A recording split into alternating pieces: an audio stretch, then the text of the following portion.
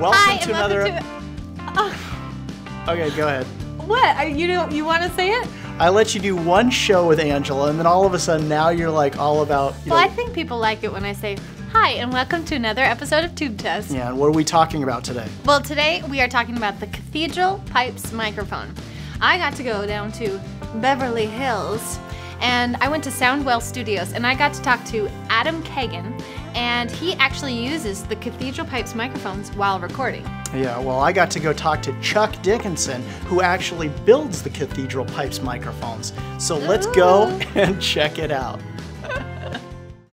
We are here in beautiful Beverly Hills, California, and we are at Soundwell. I'm sitting here with Adam Kagan. Adam, tell me a little bit about Soundwell and what's going on over here. Soundwell is a collection of a few guys and myself who put this place together so that we could work at our own pace, developing artists, writing and producing records, doing music for film and TV, just pretty much anything related to music and audio. So Adam, tell me a little bit about how you got involved with Cathedral Pipes. I first came across Cathedral Pipes working at Nightbird Studios. In my collection they had a couple microphones by Cathedral Pipes, and they tended to be the first choice for vocal microphones. Cathedral Pipes kind of takes the elements that make good vintage microphones, good sounding microphones, and uses modern components and super high quality build to make a microphone that sounds great, still feels like a vintage microphone, but has all the qualities of a modern microphone. So who makes Cathedral Pipes? Cathedral Pipes are made here in California by a guy named Chuck Dickinson, kind of a mad scientist. It does everything from DSP coding to running the machine shop, and he has a passion for building vintage tube electronics, and the microphones really are his prime product. The capsule, I started making it because I felt, like I said, I felt it was starting to get unfair to Dale, because he was doing me this favor, making me these capsules in the first place. And then when it got to be over a dozen, it was kind of unfair to him, because he agreed to do them, but you know, he didn't agree to go into production with me. So I kind of just said to him, I said, you know, can we work together and move the manufacturing to me, and I'll start making them? And he was like, yes, absolutely. And it took a year back and forth of me sending him the back plates and him looking at it and looking at his and going, I don't know, that looks a little different. And then he would skin it. Like, I would send him some back plates, and then he would test it with the capacitance meter, and he would say, not quite there. It's not. If there's something you're off on this dimension or that. And then boom, it was right. It's like, you got it. You got the back plate.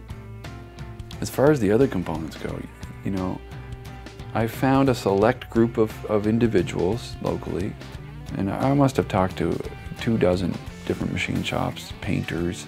I've gone through 3 different painters. It's not cheap. These components are expensive, but I don't have any overhead. We're here in my garage. The only thing I spend money on is parts. I do all the labor myself. And I figured, I'm not gonna do this for a living. I'm gonna just do it because I think there's a demand out there for people who want some great microphones, who are like me, just can't justify spending that kind of money on it.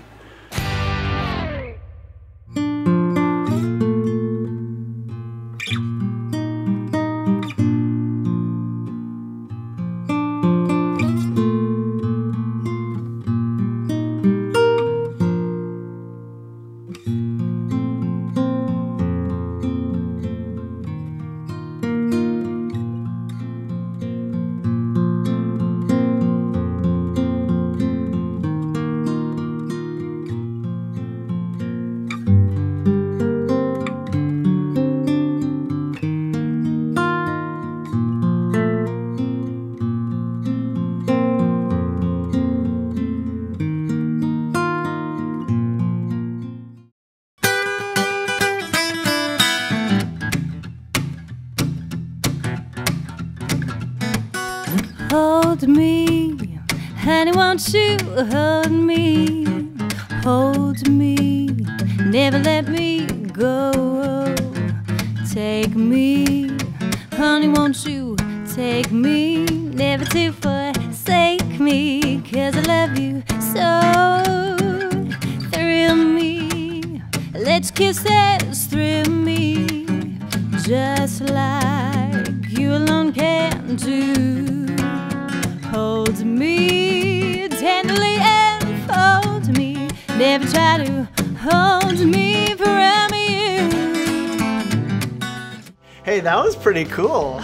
I kind of threw you under the bus though. You didn't think you were gonna do like a music video and test out the mic. I did not know that actually when we first arrived, and Johnny neglected to tell me. So. Oh, jeez. Isn't Adam just so cool though? Oh yeah, Adam is really great, and I love seeing your footage from going to visit Chuck because I'd never met him. Oh my gosh, Chuck actually kind of brought back sexy in the microphone. Yeah, he really did. I really like those microphones. You know, I have to admit, the stuff that I didn't show is pretty cool, and you can check that out at modernmics.com, or actually the new YouTube channel that I just started called Modern Mics, and that gives you a chance to see the full interview. And the full music video. Oh my god.